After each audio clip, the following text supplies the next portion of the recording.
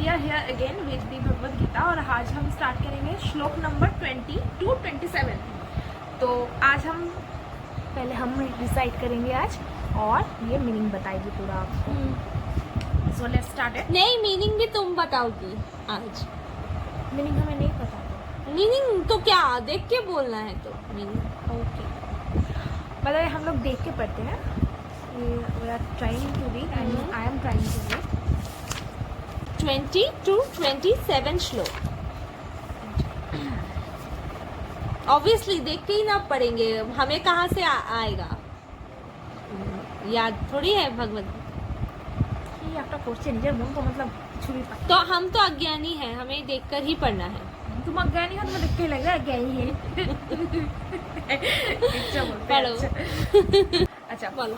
अथा व्यवस्थितन दृष्ट्वा धर्तराष्ट्रन कपिध्वजा प्रवृत्ते शस्त्र संपते धनु उद्यामा पांडव ऋषिकेशम तदा वाक्यम इदम आह महीपते। अर्जुन उवाच सेनायो उभयो मध्ये रथम स्थापय मे अच्युत अवत् एतान निरीक्ष्ये अहम योद्धुकामन् अवस्थितन कई माया सह योद्धव्यम अस्मिन् समुद्यमे।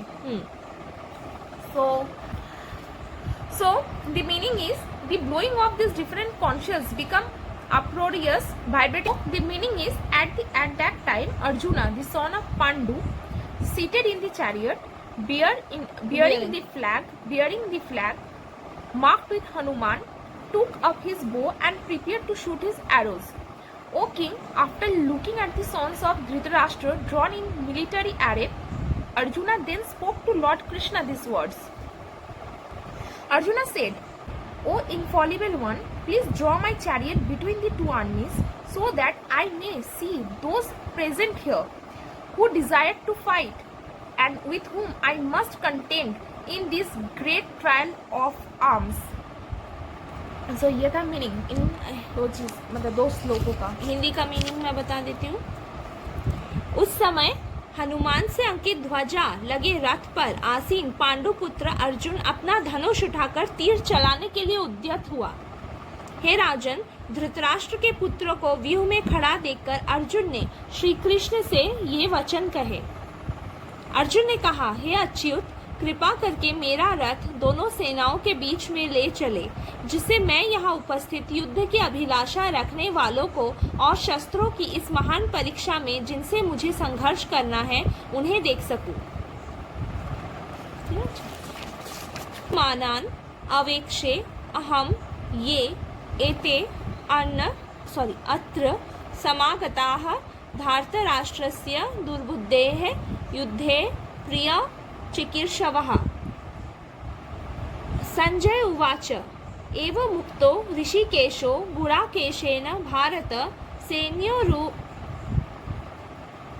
सेनयोः उभयोः मध्ये स्थापयित्वा रथ उत्तमम्।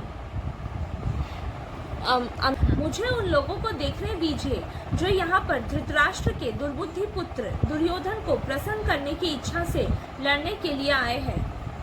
संजय ने कहा, हे भरतवंशी, अर्जुन द्वारा इस प्रकार संबोधित किए जाने पर भगवान कृष्ण ने दोनों दलों के बीच में उस उत्तम रथ को लाकर खड़ा कर दिया।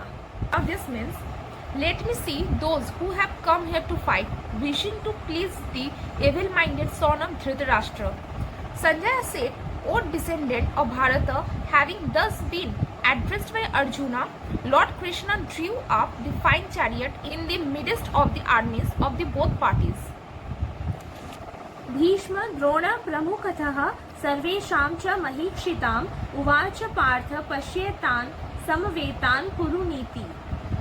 In the presence of Bhishma, Drona and all the chieftains of the world, the Lord said, Just behold, Partha, all the Kurus assembled here. Bhishma, Drona तथा विश्व भर के अन्य समस्त राजाओं के सामने भगवान ने कहा कि हे पार्थ, यहाँ पर एकत्र सारे कुरुओं को देखो।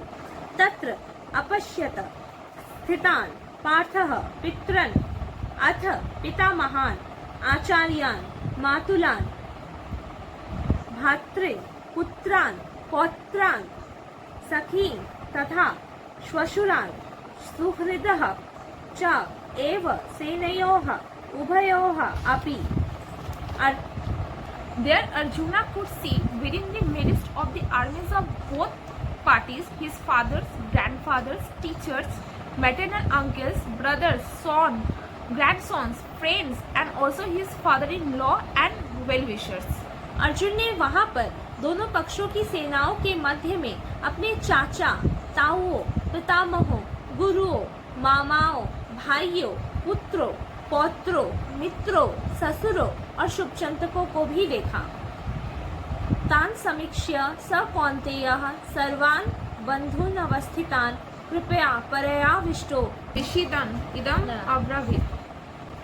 Now this means when the son of Kunti, Arjuna, saw all these different grades of friends and relatives, he became overwhelmed with compassion and spoke thus. जब कुंती पुत्र अर्जुन ने मित्रों तथा संबंधियों की इन विभिन्न श्रेणियों को देखा तो वह करुणा से अभिभूत हो गया और इस प्रकार बोला। आज क्या मीनिंग आपको समझ में आया ये श्लोक का? आप ही बताओ आज सबको मीनिंग। यही कि जब मतलब उन्होंने सबको देखा तो मतलब उन्हें लगा कि ये तो सब अपने ही हैं, मतलब there are his friends family only, right? तो ये तो सब अपने ही हैं, मैं बैट मतलब युद्ध इन लोगों से कैसे करूंगा, जितना मुझे समझ में आया। मतलब ही गेट कंफ्यूज नाउ कि जब उन्होंने बोला कि चैरियट का पूरे दो पार्टी के सामने लेके जा, मतलब मुझे देखना है कौन कौन है, और जब उन्होंने देखा तब उन्हें मतलब रियलाइज हुआ कि ये तो मेरे ही फैमिली है। तब उन्हें और योद्धा नहीं नजर आए, तब उन्हें रिलेशंस नजर आ रहे थे। तो ये किसी भी नॉर्मल ह्यूमन बीइंग के लिए बहुत ही नॉर्मल चीज है। मतलब हम आज सोच सकते हैं कि अर्जुन क्षत्रिय था, मतलब ऐसा तो दुर्बलता शो नहीं करना चाहिए था, लेकिन दुर्बलता नहीं होती है, ये करुणा होती है। क्योंकि भले ही हम 100 भाइयों से वो लड़ते झगड़ते ही बड़े हुए हैं, वो राज्य के लिए हमेशा लड़ाई रही है, लेकिन भाई मतलब ये संबंध तो तब दिख रहा था ना कि यही वो 100 भाई है। हमारे ताया जी जो है, धृतराष्ट्र तो ताया जी थे उनके, उन्हीं के पुत्र है, हमारे संबंधी है, कुरुवंशी है, इन पर कैसे पलटवार करेंगे?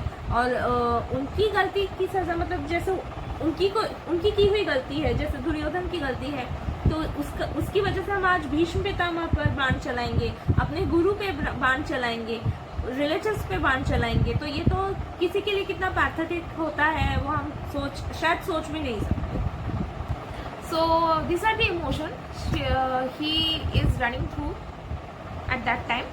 और उसके बाद उन्होंने जब ये सब कृष्णा को बोला, तब उन्होंने एज अ रिप्लाई उन्हें क्या बोला ये हम नेक्स्ट श्लोक में शायद जान पाएंगे, राइट? अभी आ ही रहे हैं वो सारे श्लोक जहाँ हम बहुत कुछ जानने वाले हैं। तो ठीक है, stay tuned and that's it for today. तो हम आगे और भी डिस्कवर करेंगे भगवद गीता को। या and for today that's it. Thank you, bye.